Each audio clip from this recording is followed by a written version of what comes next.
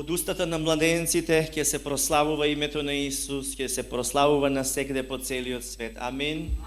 И јас верувам дека живееме во ова време во кое што навистина секој ќе слушне за Божиот Син Исус Христос, нашиот Господ и Спасител. Амин. Во создавање, во Битие, во 3 глава 15 стих, вели Господ: "И ставам непријателство меѓу тебе и жената, и меѓу родот твој и породот неизин. Тој ќе ти ја смачкува главата, а ти ќе го каснуваш во петата." Ова Господ го рече за кого? За змијата, за сатаната, кој што ги наведе Адам и Ева да земат од забранетото дрво, од каде што не смееше да земат плод и да јадат. И затоа Бог ја проколна и змијата, дека ќе се влече, меѓутоа додаде: "И ставам непријателство меѓу тебе и жената, и меѓу родот твој и породот неизин. Тој ќе ти ја смачкува главата, а ти ќе го каснуваш во петата." Запамтете, создавање 3 глава 15 стих. Зошто е важно? Затоа што Евангелие по Јован 3 глава 15 стих и 16 објаснува за тоа дека Божјата промисла се исполнува, имено зашто Бог толку го возлюби светот, што го даде својот единороден Син, да секој што верува во Него да не загине, туку да има вечен живот. Зошто е ова важно? Затоа што имено тој е тој кој што ќе ја згази главата на змијата. Така? А таа ќе го касне само за петата. Разбираме, нели? Значи, Бог најави и потоа го овозможи смачкувањето на главата на змијата, која што наведе на грев, како? Преку човечкиот син, кој што ќе биде каснат во петата од страна на змијата. Сега, неопходно беше Спасителот да дојде. Спасителот да се појави, да дојде на земјата. Зошто? За да го ослободи од смрт целото човештво, бидејќи смртта беше плата за гревот, бидејќи сите сгрешија и заслужија смрт. Како тоа требаше Господ да го направи? Преку тоа што тој со својата смрт ќе го уништи ѓаволот, кој што имаше власт над смртта, и со тоа да не ослободи сите нас. Ова го пишува во Евреите 2 глава 14 до 15 стих. Вели: "Бидејќи чедата, како што тој ги нарече, се луѓе од крв и месо, и самиот Исус стана како нив, со цел преку својата смрт да го уништи ѓаволот, која има власта над смртта, и да не ослободи сите нас, кои цел живот живееме како робови на стравот од смртта." Амин. Зошто е ова важно? Бидејќи Бог, треба да знаеме, го возлюби светот што го создаде. Не го намрази, туку го засака светот што го создаде. Меѓутоа светот отпадна од неговата слава. И затоа Бог реши да го даде, да го пожртвува својот единствен возлюбен Син Исус Христос, за секој што ќе верува во Него, не да исчезне, не да загине, туку да прими вечен живот. Значи Бог не сака луѓето да загинат како резултат на гревот и последиците на гревот, и токму заради тоа одлучи да го пожртвува Исус. Ова значи, во даден момент кога се чувствуваш невредно и дека не те сака Господ или дека нема смисла твоето постоење, размисли одново, бидејќи Светото Писмо укажува на тоа дека многу си засакан до толку што Бог си го пожртвува својот Син. Сега вие знаете дека зборот што е кажан нема вредност доколку тој збор не се потврди со дело, така? Исто, песната не е песна додека таа не се испее, и звончето не е звоно додека тоа не почне да звони, така? Што сакам да кажам со ова? Дека љубовта не е љубов додека не ја дадеш. Разбирате? Соодветно, Бог ја покажа неговата љубов за нас, давајки го, жртвувајки го својот Син Исус Христос. Кој ќе каже амин? Така да доказот дека Бог е покрај тебе, а не против тебе, е подарокот Исус Христос. Значи Бог не е против тебе, туку покрај тебе. Токму затоа на Божи објаснуваме што значи Емануел, Бог со нас, уз нас, до нас, покрај нас. А веќе на Великден осознаваме што Господ направи целосно за нас, целосно откупување и спасение. Во Евреите 9 глава 22 стих вели: сушност според Мојсеевиот закон се изчистува преку попрскување со крв и без пролевање на крв нема простување на гревовите. Го знаеме тоа, нели? Значи, зошто беше даден Исус? За пролевање на неговата крв. Сега вака. Адам и Ева во рајската градина блескаа со Божјата слава, зрачеа со Божјата слава.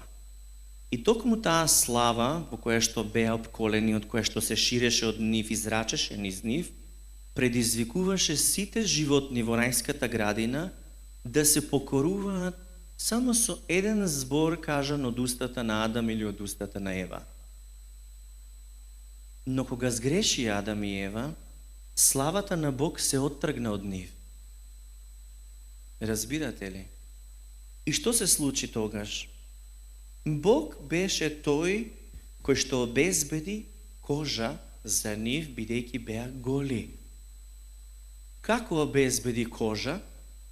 Бог беше прв кој што даде жртва за гревот што го направија Адам и Ева. Односно, Бог пролеа крв од јагне и обезбеди кожа за луѓето. Адам и Ева беа голи, но не на начинот на кој што ние си мислиме дека се голи. Божјата слава се оттргна од нив и тие сватија дека се ранливи, голи, посрамени, оставени сами на себе. Што направија Адам и Ева? Зедоа лисја од смокви и си направија облеки за себе, така? Но, со тој чин тие направија некрвна жртва. Слушате внимателно. Со самиот чин да си обезбедат облека од смоквини лисја, тие не направија крвна жртва. Океј? Меѓутоа во Словото пишува дека без пролевање на крв нема покривање на гревот. Така да тие се покриваа, бидејќи осознаа дека сгрешија, но не можеа да бидат покриени, бидејќи немаше крвен принос, жртва. Не принесоа. Бог тоа го направи за нив. Бог сакаше да им покаже колку гревот е сериозен и последиците на гревот. Дека гревот предизвикува смрт, дека платата за гревот е смрт. Па затоа Бог уби животно, невино јагне, кое што умира за виновниот. Значи, праведниот или праведното јагне гине за неправедното. Океј? Кое што значи дека оној кој не греши го превзема гревот од оној што сгрешил. Дали разбираме? Бог сакаше и го демонстрираше тоа и потоа ги покри со крв Адам и Ева, зашто без пролевање на крв нема простување на гревови. Кога читате во создавање, овие детали ги нема. Но треба суштински да гледате низ призмата на пролевањето на крв од животни кои што се даваат како жртва за покривање на грев. Кое што највеќе е објаснето, освен во Второзаконие, во Евреи, во Новиот Завет. Амин. Значи, сега покривалото или облеката веќе е обезбедена. Значи, за Адам и Ева беше тоа обезбедено, меѓутоа денес за нас ние сме облечени со што? Со крвта на Исус, односно со праведноста на Исус, кое што представува, нели, праведноста со кое што сме се стекнуваме, не ја заработивме. Зошто е ова важно да се истекне? Бидејќи Бог е тој кој што обезбедува. Обезбедува жртва, обезбедува начин, обезбедува средство за откупување, за исцеление, за спасение и така натаму. Така? Значи, тоа е Божја промисла, Божја волја, Божја благодат, значи, Божји начин на обезбеденост, она што ни е потребно, Божјо снабдување за наше спасение. Значи, Бог обезбедува и прави комплетно дело кое што е вечно, зошто бидејќи Бог е вечен. Амин. Затоа ние денеска стоиме пред Бога совршено. Внимавајте што зборувам. Совршено стоиме пред Господ. Зошто совршено стоиме? Затоа што сме покриени со совршената крв на Исус, не со собствените дела пред престолот на Бога. Никој со собствените дела не може да се оправда пред Бога.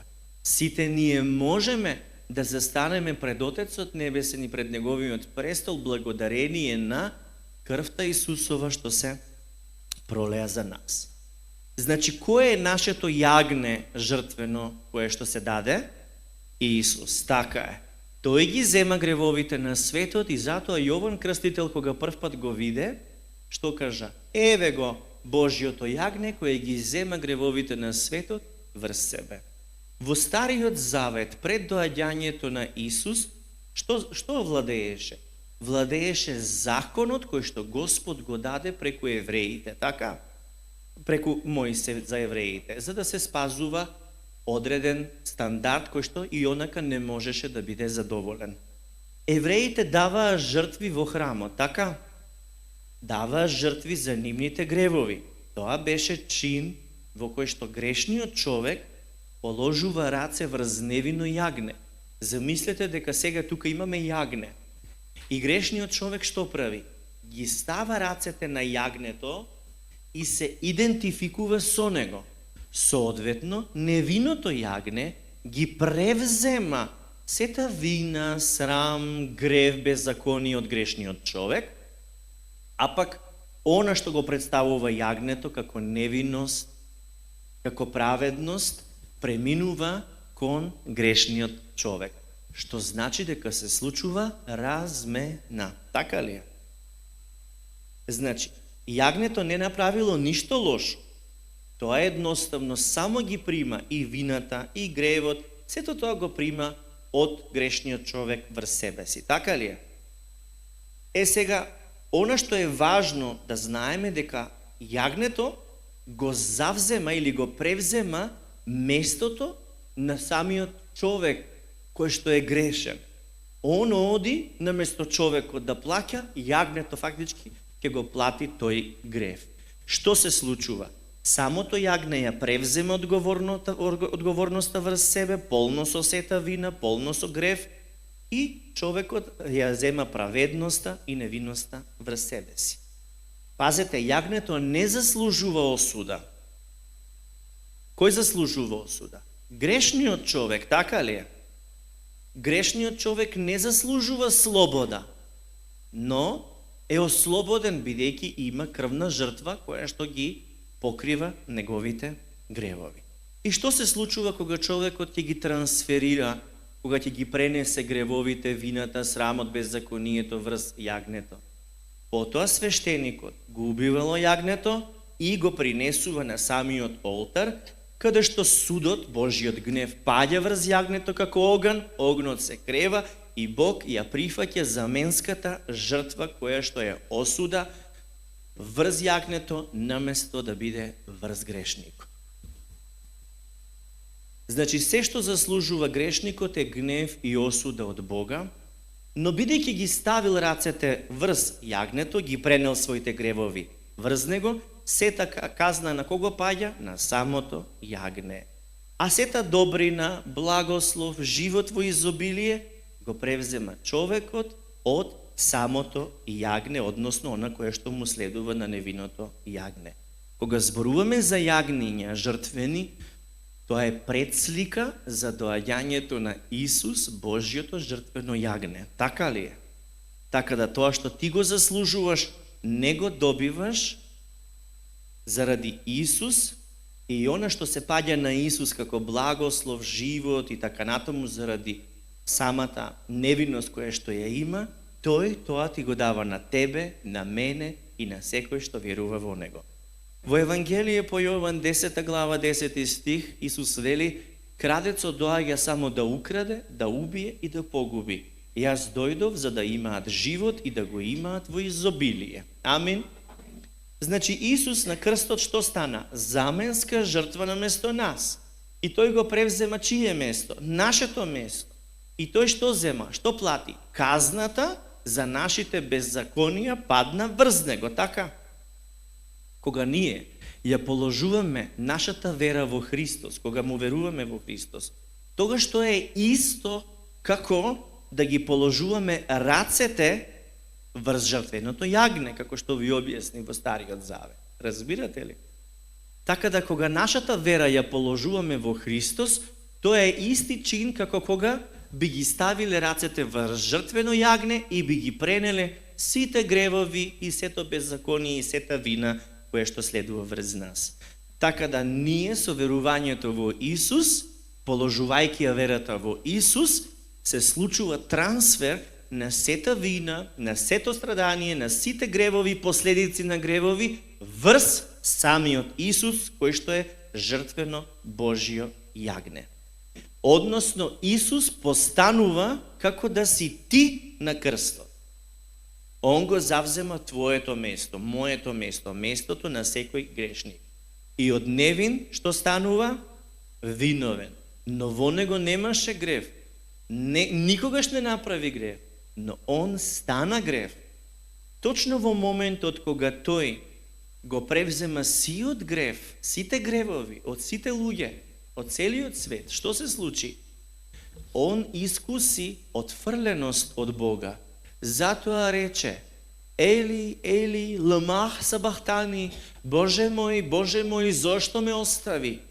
Односно искуси целосна отфрленост, бидејќи Бог е свет и праведен. И во неговото присуство не може да влезе грев. Исус немаше грев, но земајќи го нашиот грев, стана грев за нас. И во тој момент не можеше веќе да остане во присуството на Бога, почувствува отфрленост од Бога. И затоа тоа го кажа. А на крајот, пред да го предаде својот дух во рацете на Таткото Небесен, што кажа? Свршено е. Делото кое што требаше тој да го изврши, откупителното дело, Исус го изврши на крстот еднаш за секогаш. Амин. Кој ќе каже? Во 2 Коринтијани 5 глава 21 стих вели: Бог го даде Христос, кој немаше никаков грев, да биде жртва за нашиот грев, да преку него ние да се здобиеме со Божја праведност. Амин. Што значи ова? Ова значи дека ти стана како него. Он стана како тебе, а ти стана како него. Каков е тој? Чист, невин, праведен. Што значи? Дека ти се здоби со Божја праведност и каков стана? Оправдан, невин, Божји син, Божја ќерка, која или кои живеат со вера во она што јагнето Божјо го изврши. Амин. Дали си ти таков Божји син или Божја ќерка? Дали живееш со уверувањето во она што Исус го изврши на крстот? Да? Ако е така, тогаш нашата вера е победничка. И со таа победничка вера ги надминуваме сите искушенија, слабости и сето она кое што ѓаволот сака да го наметне. Не се бориме сами, не се спасуваме сами. Туку, ние веќе имаме Спасител и ја живееме спасеничката вера. Така ли? Зошто ова јас го истакнувам? Бидејќи денес некогаш пак се обидуваме со смоквени листови да ги покриваме нашите гревови, нашите грешки, нашите пропусти. Како го правиме тоа? Кој ќе ми каже, дали знаете како правиме смоквени лисја? Со кој што се покриваме? Смоквините лисја представуваат наши обиди, наши залагања, преку вршење на добри дела, да се оправдаме, да се спасиме и да се помириме со Бога. Пример, дома ќе се искараш со сопругот или сопругата, ама надвор гледаш просјак и бидејќи ти е грижа на совест заради кавгата дома, чекај сега тоа да го покрием, 100 денара ќе дадеш на просјакот, евентуално 200, оти повеќе кој ќе дадеш, повише ти се чистело. Разбирате? И така се случува, луѓето така прават. Донираат не со цел да се прослави Господа, туку донираат и даваат, прават добри дела, за да ја исперат својата совест. Но никој не може да си ја испере својата совест со добри дела. Така ли е? Затоа е многу важно да сватите дека ние со добри дела не можеме ниту да се оправдаме, ниту да се помириме со Бога, ниту да се приближиме кон Бога. Ништо. А кога тоа го правиме, тоа е исто како Адам и Ева, кои што си направија, си сплетоа облека од смоквини лисја за да си ги покријат гребовите и срамотата. Зошто ова го истакнувам одново? Бидејќи не треба да заборавиме дека сме спасени, бидејќи имаме Спасител, кој што сега се застапува за нас пред Отецот Небесен. Така ли е? Во Ефесијани 2 глава, 8 и 9 стих, што читаме од апостолот Павле? Вели, зашто по благодат сте спасени преку верата. И тоа не е од вас, туку е дар Божи, не од дела, за да не се пофали некој. Така вели Словото. Значи, како сме спасени? По благодат. Што беше благодат? Милост Божја која не ја заслужуваме. Само преку благодата ли? Не, туку и преку верата. Благодата доаѓа од Господа, од Негова страна, а верата доаѓа од наша страна. Значи, по благодат сме спасени преку верата. И тоа не е од нас, дури и верата не е од нас. И спасението не е од нас, не заслуживме. Сето тоа е Божји дар, не од дела, за да не се фали никој. Значи, без разлика дали живеете супер морален живот, безгрешен, така да се изразам, без разлика на вашите заложби што ги правите, добри дела, донаци што ги спомнав, никој не може да ги задоволи Божјите возвишени стандарди за праведност и светост. Тие Божји стандарди беа објавени преку законот што беше даден преку Мојсеј во Стариот Завет. И единствено Христос кога дојде, го исполни законот, но кога дојде, донесе благодат и вистина. Законот беше даден преку Мојсеј, вели Словото, а што беше преку Исус? Благодата и вистината. Значи, Бог е тој што обезбедува оправдување, снабди жртва за нас, жртвено јагне, преку која ни овозможи секакво изобилие, но и разрешување од проклетство. Така ли? Разрешување во проклетство значи кога си под проклетство и болести, и беда, и сиромаштија, и немање род, и тоа што го имаш да го изгубиш, и целосно страдање и изолација од Божји благослов. Е сега, Исус вели, ако сте ме виделе мене, сте го виделе Таткото Небесен. Така ли е? Исус беше нашата замена на крстот, се даде себе си за нас и по благодат што ни дава живот изобилен. Зошто? Затоа што сите Божји ветувања во Христос се да и амин. Само кога веруваме во Него, имаме достап до скапоцените Божји ветувања, преку кои што имаме божествена природа и наследуваме она што Бог го има за нас, а тоа е нераспадливо наследство. Амин. Прашањето ми, ако знаеме дека Исус ни даде живот изобилен, тогаш да прашам, слушнете, дали Исус земаше нешто од луѓето додека ја извршуваше својата мисија на земјата? Не. Тој ги снабдуваше луѓето со здравје. Така. Им даваше слух на глувите, им даваше вид на слепите. Така. им даваше живот на мртвите, односно ги воскресуваше, така? Ги ослободуваше луѓето од демони, така? Тој никого не го разболе, така? На болеста, кога му кажуваа луѓето дека се болни, лепрозни, дали Исус им велеше, аха, тоа е Божја волја? Не. Дали Исус им викаше, чекај сега, нека ти е болеста за да научиш да си понизен? Не. Дали Исус на некого му наплати за крштевање? Дали казни некого со лепра, со смрт? Пазете, тој не ги казни ниту царинарниците, даночниците, богатите и оние што беа во проституција. Никого не го казни, така ли е? А дали некого Исус го направи сиромашен? Не. Напротив, тој унапредува. Кога во твојот живот зацарува Исус, тој те унапредува во сите сфери и области на твоето постоење. Зборувам и духовно напредување и материјално. Зошто ова го спомнувам? Бидејќи момчето кое што беше на гората на блаженствата имаше колку риби и колку лебови. И што се случи? Исус ги намножи и колку души се нахранија? Над 5000 луѓе. Дали тоа значи дека осиромашува момчето? Не, туку преумножува Господ. Разбирате ли?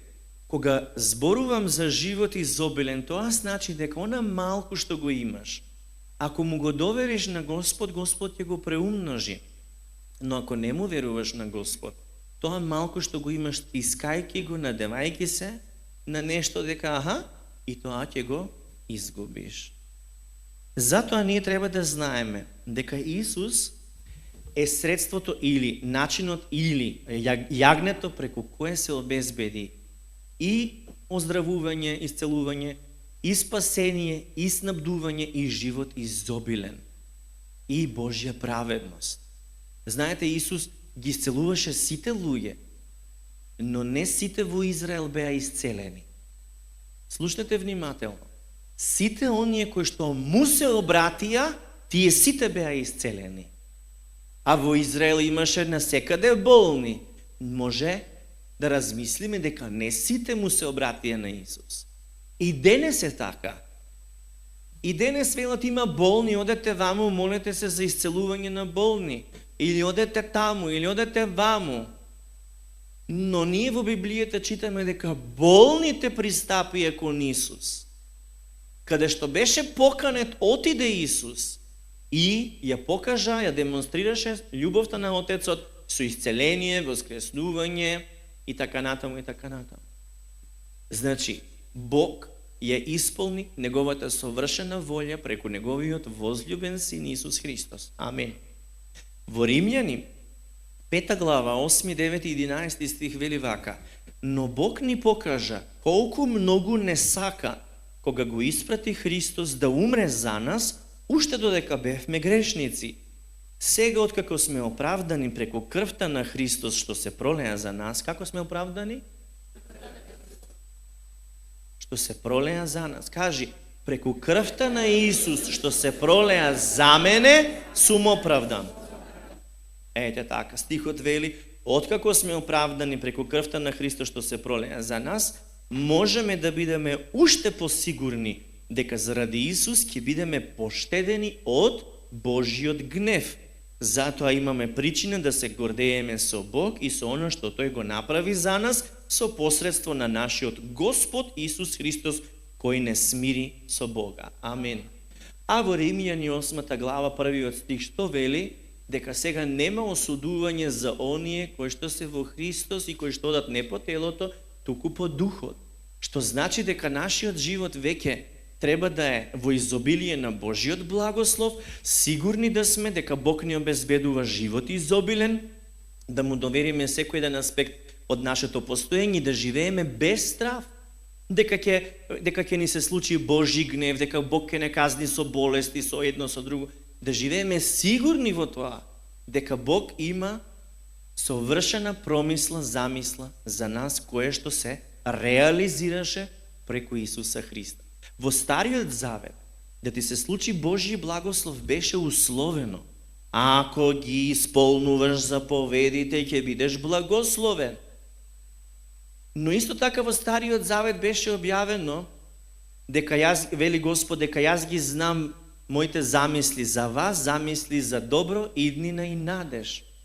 Сега во Исуса Христа, кој што го исполни законот, сите Божји замисли се остваруваат врз нас, без разлика дали ние заслужуваме или не, бидејќи Исус заслужи за нас. Значи, не може човек да каже дека верува во Бога. Општо. Тоа е само реченица. Мора да осознаете дека помирувањето со Бог Таткото се случува исклучително заради Исус. Нема друг посредник. Он ја пролеа неговата крв за ние да сме помирени со Бога. Ова намерно ве прашувам, затоа што некогаш се заборавате и мислите дека заради добрината што ќе направите, ќе бидете помирени со Бога. Тоа не значи да не правите добрини, но добрините треба да се резултат или производ на тоа што Бог работи во вас и живее во вас. Манифестација на благодата Божја која што тече низ вас и се излева низ добрини. А не добрини да се вршат со цел да се помирите со Бог. Дали го разбирате ова? Ова е клучно да се свати.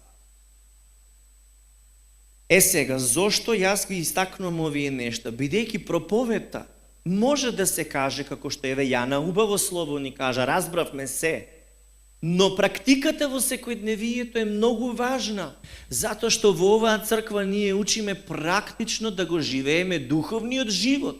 Вие не сте во театар само слушај и не применувај.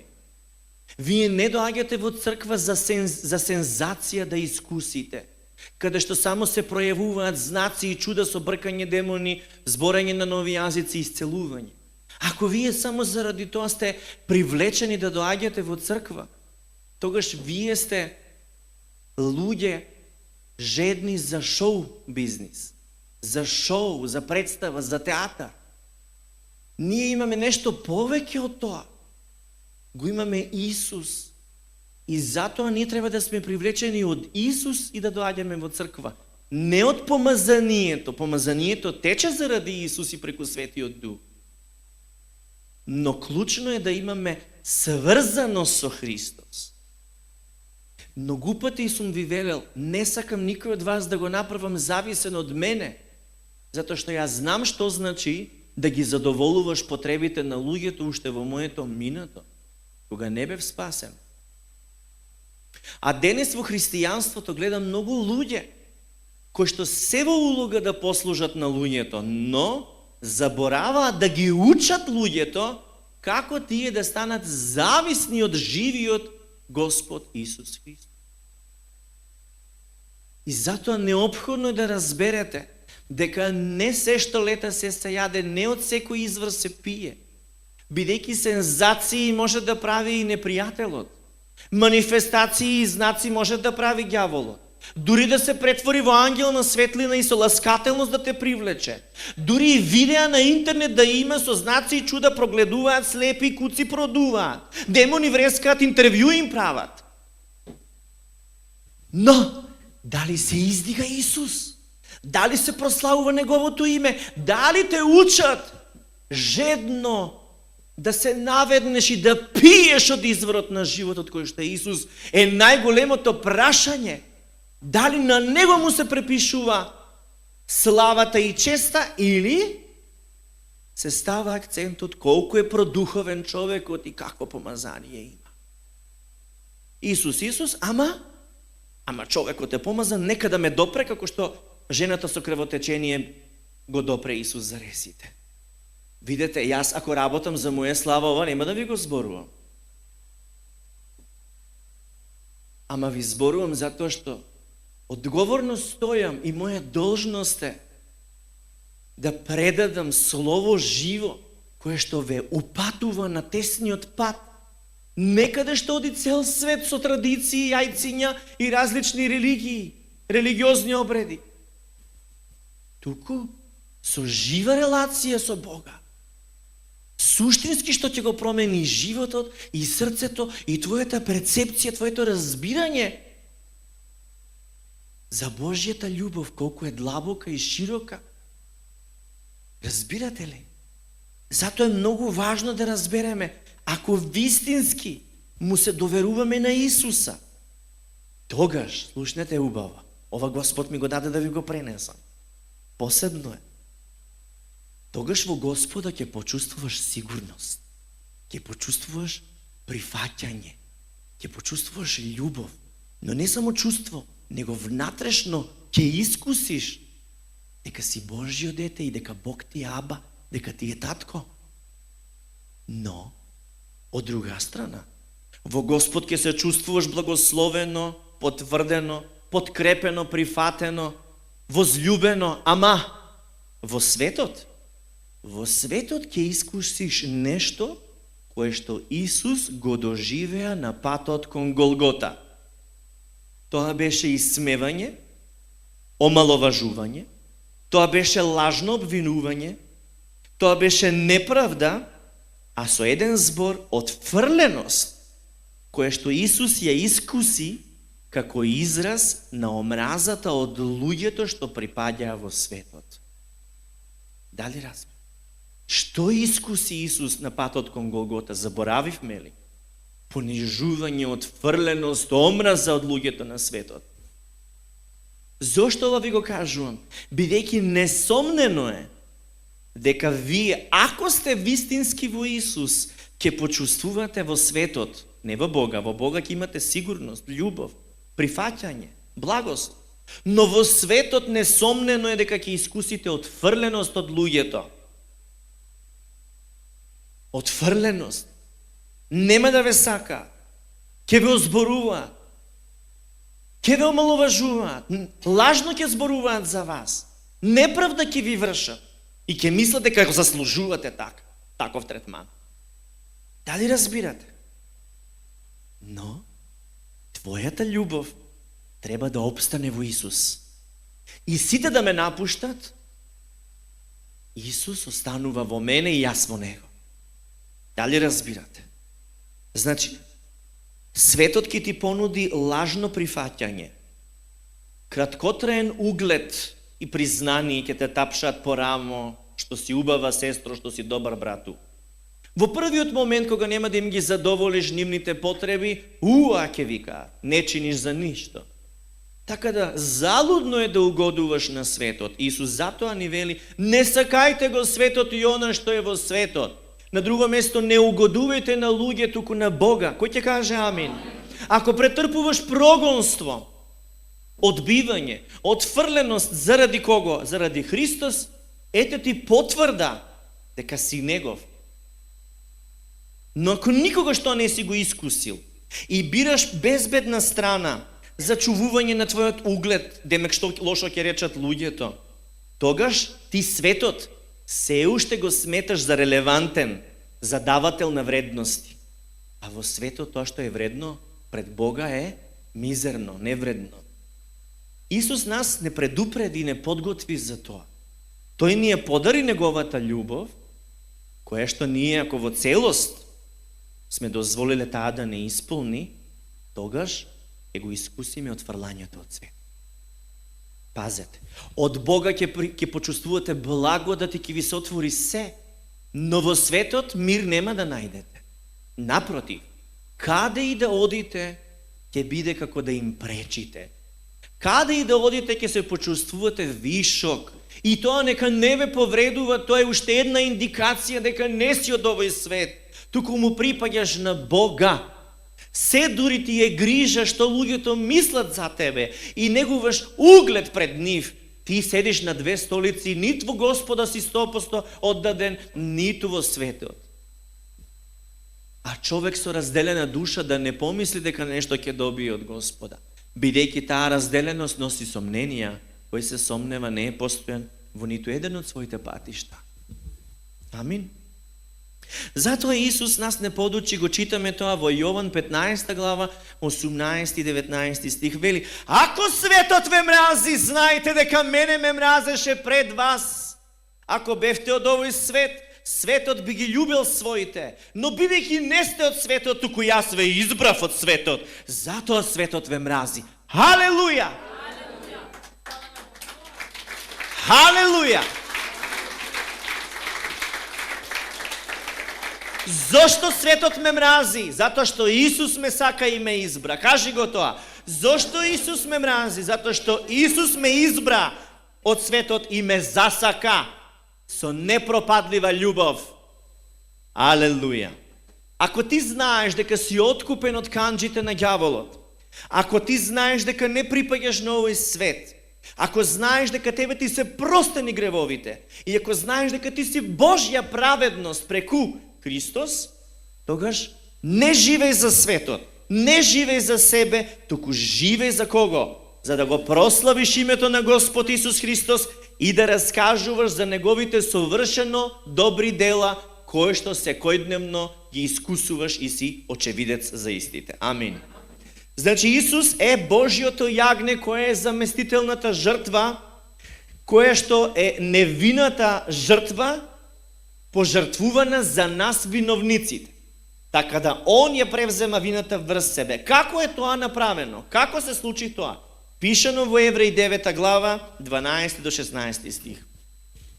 Христос пренесе крв во најсветото место еднаш за секогаш, но не крв од јарци и јунци, туку ја принесе сопствената крв и на тој начин за секогаш го обезбеди нашето спасение. До кога? Има рок на траење. За секогаш го обезбеди нашето спасение. А ако според строгиот религиозен систем, луѓето телесно се исчистува попрскувајќи се со крв на јарци и бикови, со пепел од јуници, колку повеќе тогаш може да постигне крвта на Христос? Преку вечниот дух, тој се принесе себе си, како совршена жртва пред Бог. Неговата крв ја исчистува нашата совест од дела што водат во смрт. Така ли е? Зошто? За да му служиме на живиот Бог. Христос умре за да ги ослободи од казната оние што сгрешија и го прекршија Стариот Завет. Така тој стана посредник меѓу Бог и луѓето на еден нов завет, преку кој сите што се повикани од Бог ќе го примат вечното наследство што Бог им го вети. Ваквиот завет всушност е тестамент. Тој стапува на сила само откако ќе умре тој што го напишал. Амин. Откако умре, Бог го воскресна Исус на третиот ден. Зошто? Размисли. Зошто? Вие само знаете и да го кажете, да го продуцирате. Но зошто? Зошто? Бог не го воскресна Исус од мртвите бидејќи е Бог или Божји син. Тој имаше совршен живот, праведен живот, молитвен живот. Исус правеше чуда, правеше добрини и можеше да биде грабнат и кренат во небесата со огнена кочија, нели? Не. Исус мораше да умре, бидејќи без пролевање на крв нема покривање, односно поростување на гревови. Требаше да биде света крв, безгрешна крв, невина крв. Животните беа само од временски тип. Тие не можеа да го променат срцето на луѓето. Тие временски прикриваа грев. За еден грев, ама за целата грешност требаше да има совршена жртва. А тоа беше Божиот син. Амин. Нема друг начин за да бидеме спасени и оправдани. Нема друг пат за да отидеме при Бога освен преку Исус. Нели он каже, јас сум патот, вистината и животот и никој не доаѓа при Таткото небесен освен преку мене. Значи Исус беше роден за да умре. За кого? За тебе, за мене, за сите нас. Сега, разбравме зошто умре. Но прашањето е зошто го воскресна? Зошто Бог го воскресна Исус? Одговорете ми или не се поместуваме тука. Добро да се пројави славата на Бога. Во ред, меѓутоа има уште нешто. Затоа што? Смртта не можеше да го задржи во ред, за да се исполни волјата на Бога. Ајде вие, за да ја победи смртта. Добро и тоа се случи, но има уште нешто. Ајде. За да бидеме и ние воскреснати. Добро, ајде.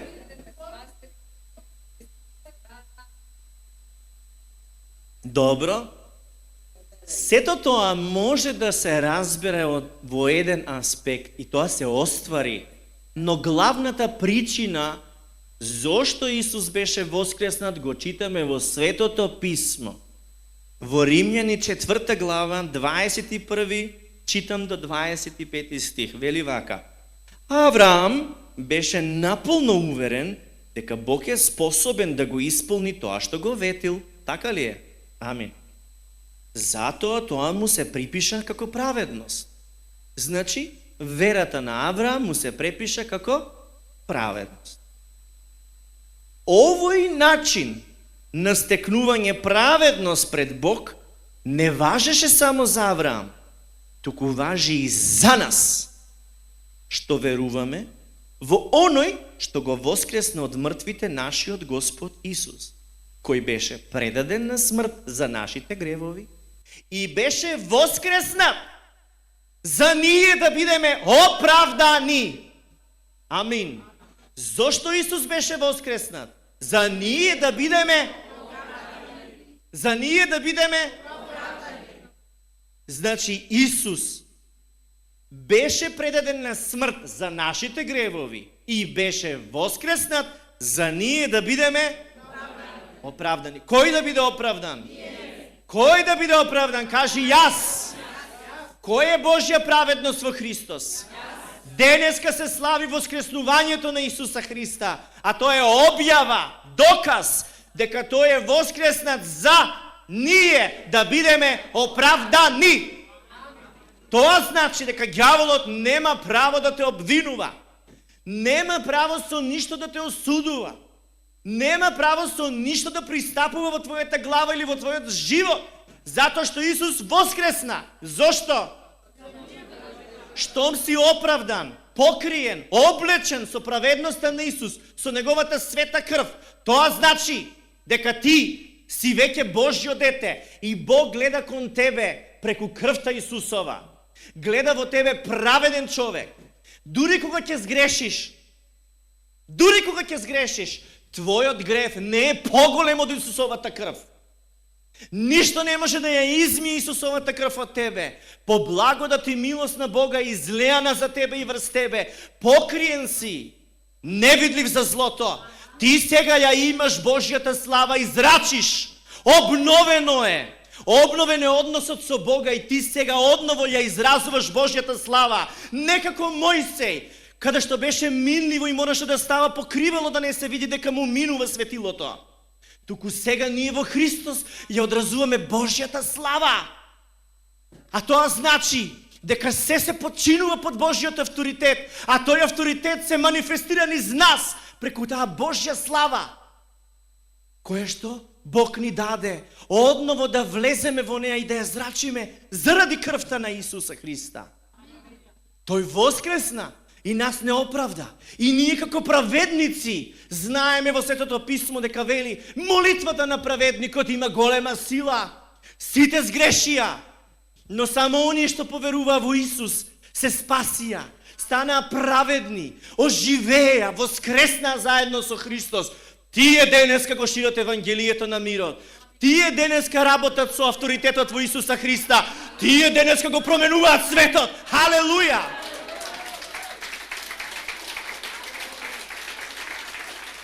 Ако ти не веруваш дека ти си избраниот, ако ти не веруваш дека си Божја ќерка и Божји син, ти ќе живееш поразителен живот. Но ти веруваш, а твојата вера те води во спасение, во победа. Затоа Не се предаваш, туку се ослонуваш на Исусовото дело на крстот и стануваш и чекориш победнички, победнички над ѓаволот, победнички над светот, победнички над похота.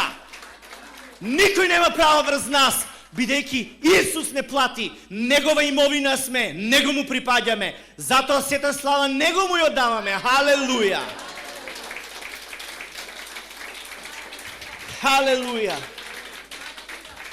Ако го искусуваш единството со Христос, тогаш ти нема да си пасивен, ти нема да си само гнила прачка, ти нема да си вештачко цвеќе, ти ќе бидеш жив, ти ќе бидеш огнен, ти ќе бидеш движен од Светиот Дух и ќе исполнуваш волјата на Отецот, која што ја спознавме преку Исус и ни покажа како практично таа се исполнува со манифестирање на знаци и чуда кои што претходат на ширењето на Евангелието за мирот за Христос. Амин. Значи ние сме тие кои што треба да сведочиме јавно за Христос, дека е жив. И ѓаволот ќе сака да ти стави лепенка. Не може ништо да ти заќути. Не може да му дозволиш. Луѓето кои што се околу тебе ќе те примораат. Не само луѓето, туку и околностите, да свиткаш глава, да заќутиш, да се поколебаш, да се сомневаш дали е моментот да кажам или не за Христос, леле забегано фанатично. Но посилен е Бог во тебе, отколку оној во светот. Ако му допуштиш тој да те води, ќе станеш, ќе изгрееш и ќе ослободиш таа Божја сила, таа Божја слава, таа Божја благодат. И ќе кажеш слово кое што продира како меч со двеоштрици, кое што ги распарува мрежата на сатаната и сите негови дела, кои што Исус ги порази. Ти си повикан да ја објавуваш победата на Христос. Ти си повикан да го шириш Евангелието на мирот. Ти си тој кој што е светлина на овој свет. Колку и да се чувствуваш млитаво со ниска самодоверба, малоценност, неувереност и слично, не заборавај дека не треба да се ослонуваш на твоите способности, на твојата начитаност, на твоето искуство, на твоето знаење. Не! Туку само на Христос. Бидејќи Тој живее во тебе, Тој е на престолот на твојот живот, Тој е тој кој што е заслужен за слава и чест. Халелуја! Слава на Бога! Затоа силно да речеме и да викнеме: Христос воскресна! Христос воскресе! На вистина воскресе! Халелуја! Христос воскресна!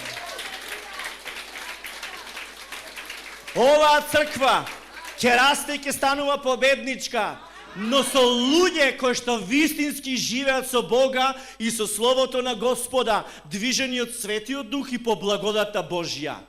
Некогаш некој заминуваат од што им е многу добро, толку добро што не би било вистина. Не се залажувајте, не дозволувајте ѓаволот да прави девијација и скривена перцепција пред вас. Верувајте му на Словото, верувајте му на Бога, не на чувствата, не на вашите симптоми и искуства. Верувајте му во целост на Господа. Бидејќи да веруваш, значи да ја предадеш контролата на твојот живот на оној на кој што му веруваш. Бог само може да управува со нас. Дури ни самите ние не можеме. Колата сама по себе се возили? Не. Дури да има автопилот ќе сгреши, ќе удри, ќе загине. Но ние не сме празни, ние сме живи храмови. Храмови на Светиот Дух се нашите тела. Бог живее во нас. Ако Бог е со нас, тогаш кој е против нас? Никој! Халелуја, слава на Бога!